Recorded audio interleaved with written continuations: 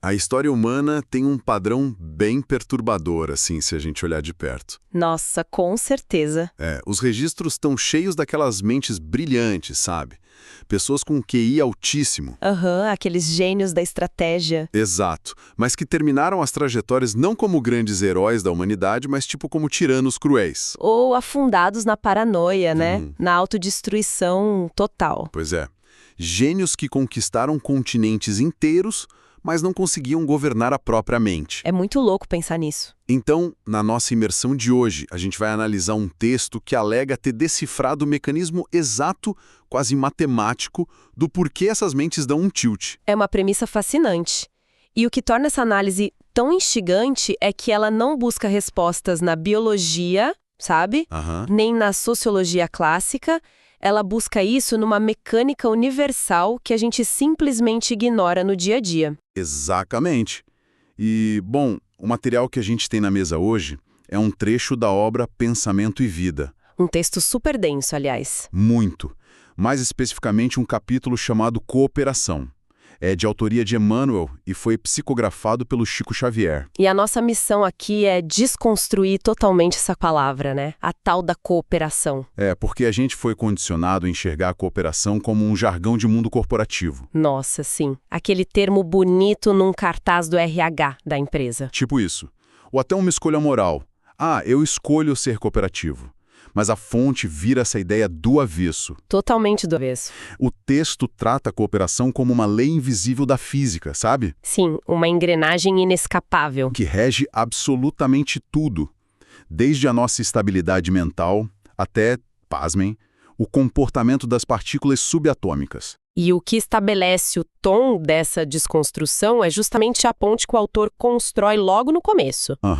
E que ponte é essa? A fonte começa fazendo um diagnóstico bem duro sobre a administração de empresas e governos no mundo físico. Certo. Para, de repente, transpor as mesmíssimas regras para a administração da nossa psique. Caramba! É o entendimento de que as leis que fazem uma nação entrar em ruína são exatamente as mesmas leis que levam o indivíduo ao esgotamento psicológico. Então, vamos mergulhar nos mecanismos dessa ideia. Porque o texto já abre desferindo um golpe contra a nossa visão tradicional de liderança. E que golpe? Fica estabelecido logo de cara que nomear alguém para um cargo importante não garante êxito nenhum. Um crachá ou uma cadeira de couro não alteram a realidade estrutural da pessoa. Exato. A obra exige um conjunto de qualidades superiores e ele faz umas contraposições muito precisas. Tipo, não basta ter autoridade. Tem que ter direção com discernimento. Isso. E não basta ter teoria e uma vasta cultura. É fundamental ter virtude e ele chama de juízo claro de proporções. Essa expressão, juízo claro de proporções, carrega um peso conceitual imenso. Como assim? Pensa no que significa teoria e cultura na prática. É só o acúmulo de dados. Entendi. Decorar o manual. Exato.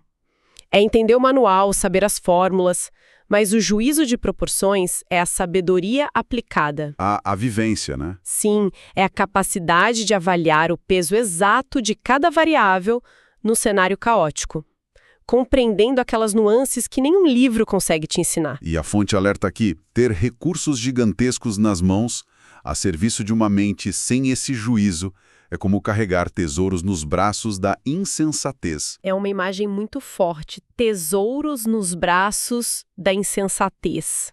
E pede até uma tradução para os dias de hoje, para quem nos escuta. Manda ver. Em vez de pensar na liderança só como uma posição, a gente pode visualizar isso como um processador de computador de altíssima performance. Um hardware caríssimo. Isso, rodando na potência máxima, mas completamente desprovido de um sistema de resfriamento. Nossa, vai derreter. Vai. A inteligência crua, que é a teoria e cultura, é a capacidade de processamento. Mas a virtude e o discernimento são o cooler, né? O sistema que regula a temperatura. Faz todo sentido. Se essa máquina operar só com a força bruta, ignorando o juízo de proporções, a energia excessiva vai inevitavelmente derreter a placa-mãe. E o texto usa uma imagem clássica para ilustrar essa tragédia, né? Ele diz que a riqueza sem orientação é um navio à matroca. Navio à matroca. Que termo, hein? É um jargão náutico. E não é só um navio parado, não. Não. Não, é uma embarcação com as velas içadas, cheia de carga valiosa, mas com leme solto. Caramba. Totalmente à deriva. À mercê absoluta das correntes e tempestades. Se não tem direção, o naufrágio não é uma probabilidade, é uma certeza cronológica. Questão de tempo. Isso.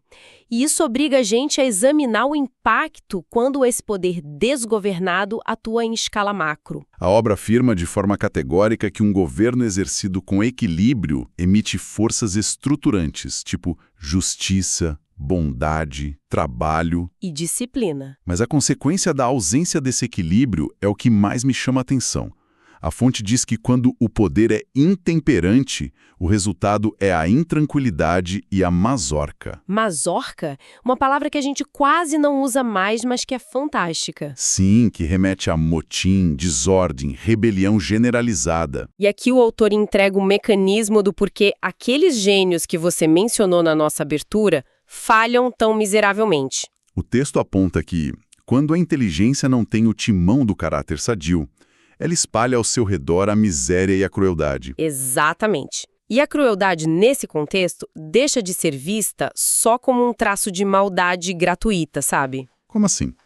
Passa a ser compreendida como um erro de cálculo sistêmico. Ah, interessante. Pensa assim, se a inteligência é um motor de otimização de resultados e não tem um timão do caráter, ou seja, falta a empatia para balizar as decisões, Certo.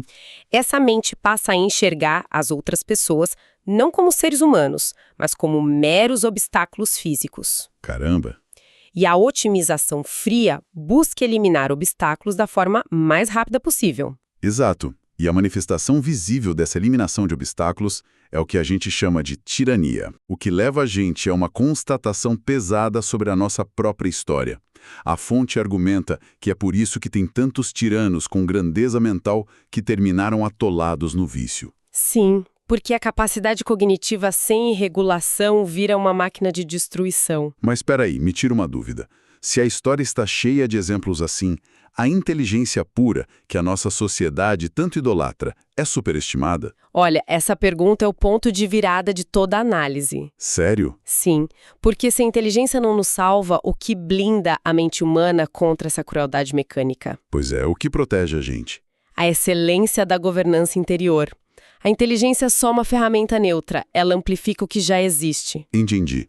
Ao diagnosticar os desastres que a inteligência sem caráter provoca no mundo, o texto redireciona o espelho para nós mesmos. Introduzindo aquele conceito brilhante do estado individual. Isso.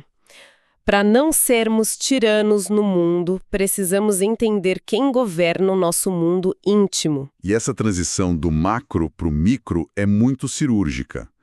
Ao mapear o nosso estado individual, a fonte estabelece uma hierarquia. Uma hierarquia bem clara. Nesse nosso país interno, quem senta na cadeira de comando, quem é o capitão inquestionável, é a vontade. A vontade, que é força motriz, né? O impulso primário de ação. Só que o texto adverte que esse capitão jamais pode relaxar no trabalho. Não pode mesmo.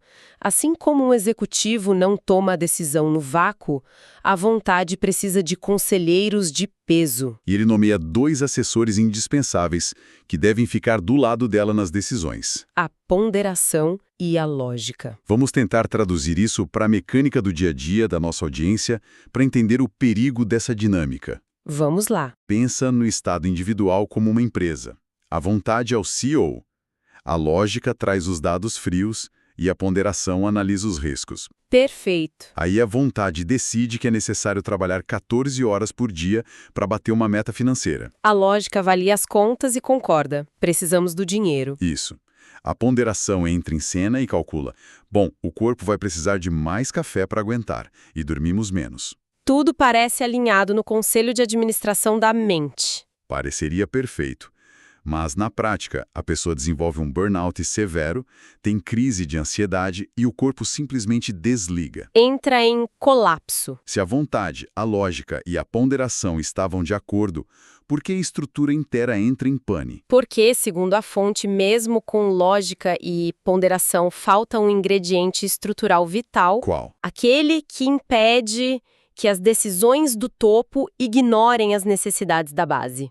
O impulso da vontade precisa do senso de cooperação. Ah, a cultura da empresa engajando todos os departamentos emocionais. Exato. Sem isso, ela sofre colapsos de equilíbrio. O burnout não é falha de caráter, é um motim. É uma zorca interna. É a mazorca. O corpo físico e o sistema emocional entram em greve porque a vontade tentou impor um ritmo sem instaurar uma cultura de cooperação com os próprios limites biológicos. Caramba, é a mesma lei do navio e do tirano, só que aplicada ao nosso sistema nervoso. Perfeitamente. A vontade tentou ser um gênio tirânico contra o próprio corpo, ignorando a interdependência. E sem cooperação íntima, até a decisão mais lógica vira violência autodestrutiva. E para provar que essa interdependência não é um papo místico abstrato, o autor materializa essa ideia. Ele descreve uma cadeia de eventos no mundo físico. Ele escolhe uma metáfora incrivelmente prosaica: a confecção de um agasalho comum, uma peça de roupa. Sim, e ele vai rastreando a dependência de cada elemento. O fio de algodão não faz nada sozinho. Ele precisa do apoio da máquina. E a máquina, por mais avançada que seja, é só um pedaço de metal inerte esperando a competência do operário. A cadeia continua subindo. O operário se aprimora apoiando-se no técnico que o supervisiona. Que, por sua vez, encontra sustentação na diretoria da fábrica. E a diretoria precisa se equilibrar no vasto movimento da indústria e do comércio, de onde tira o combustível econômico. E o que o autor destaca aí não é só a existência da cadeia, mas a atitude mental diante dela. Como assim, atitude mental? Ele diz que quem orienta com segurança reconhece a hierarquia natural da vida. A diretoria não pode desprezar o fio de algodão, porque tudo depende daquele mínimo material. Entendi. Mas olha só, eu preciso fazer um papel de advogado do diabo aqui, dar um contraponto a essa ideia de interdependência. Manda. A gente escuta muito sobre cooperação cósmica, mas a narrativa que domina o mundo hoje é o oposto. A sociedade idolatra o mito do self-made, sabe? O indivíduo que constrói tudo 100% sozinho. Exato, o herói independente. E a própria biologia básica ensinou a gente a focar na sobrevivência do mais apto. A evolução vista como uma competição sangrenta. Sim. Como é que a lógica desse texto sobrevive num universo que parece premiar quem esmaga a concorrência? É um questionamento excelente porque confronta a aparência com a estrutura profunda. Me explica isso. A competição e a sobrevivência do mais apto são fenômenos de superfície.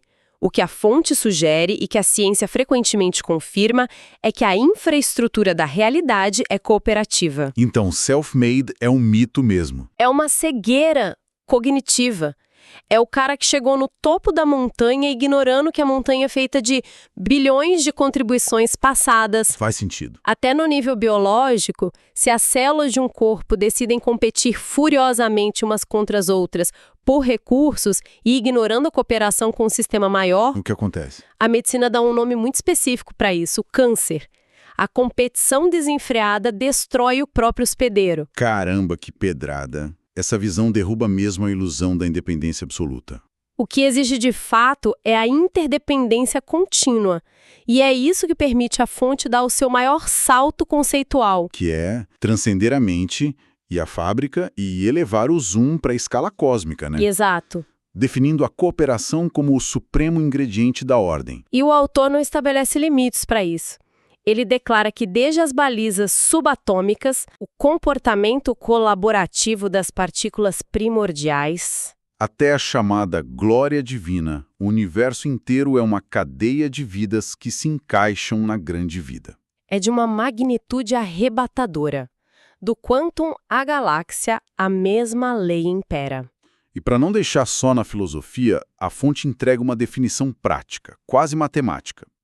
A verdadeira cooperação ocorre em duas frentes simultâneas. E obrigatórias. Sim.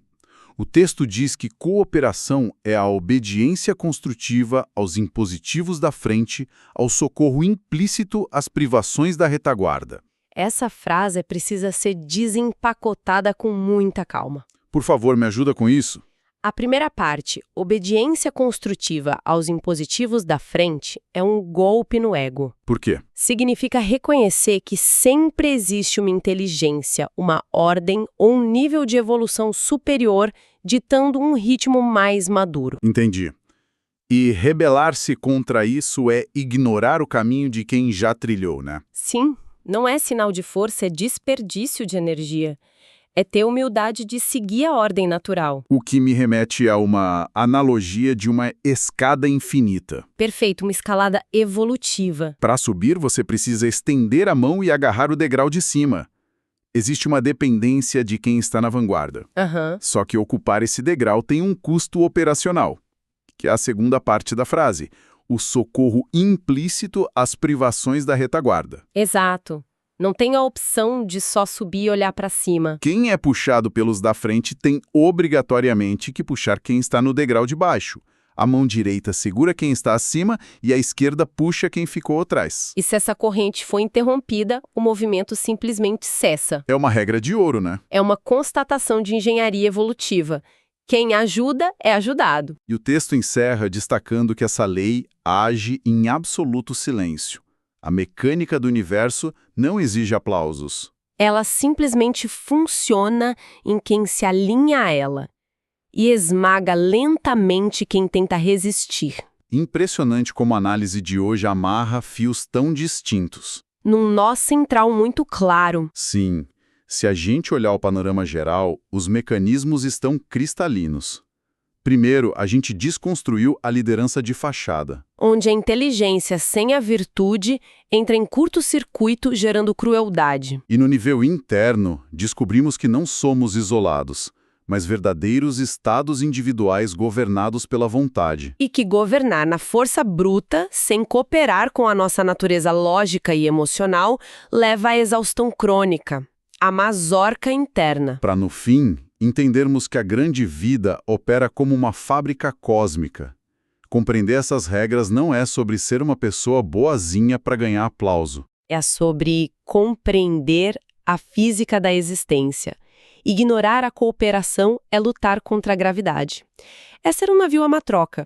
Alinhar-se a essa engrenagem é garantir a própria estabilidade. Quando você obedece a quem está à frente e socorre quem vem atrás, a evolução acontece de forma contínua. Sem atrito. É um convite urgente para uma mudança de perspectiva. E para encerrar a nossa imersão de hoje, fica uma provocação para quem nos escuta. Uma reflexão bem honesta. Estou atenta. Se o universo e o nosso estado individual funcionam exatamente como essa fábrica hiperconectada, onde a quebra de uma peça compromete toda a indústria, certo. Qual será o elo silencioso na sua própria maquinaria interna? Seja o abandono da ponderação, a tirania da vontade sobre o corpo, ou a recusa em prestar socorro a quem ficou na retaguarda que está, neste exato momento, paralisando a linha de produção da sua evolução pessoal. Fica a reflexão.